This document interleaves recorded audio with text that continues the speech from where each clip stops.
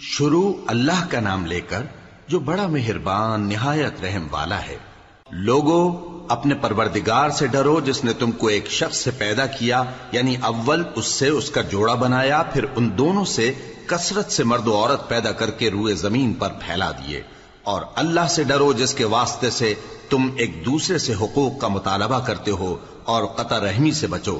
کچھ شک نہیں کہ اللہ تمہیں دیکھ رہا ہے۔ اور یتیموں کا مال جو تمہاری تحویل میں ہو ان کے حوالے کر دو، اور ان کے پاکیزہ اور عمدہ مال کو اپنے ناقص اور برے مال سے نہ بدلو، اور نہ ان کا مال اپنے مال میں ملا کر کھاؤ کہ یہ بڑا سخت گناہ ہے۔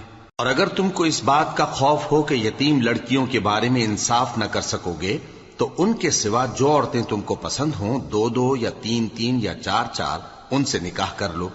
اور اگر اس بات کا اندیشہ ہو کہ کئی عورتوں سے انصاف نہ کر سکو گے تو ایک ہی عورت سے نکاح کرو، یا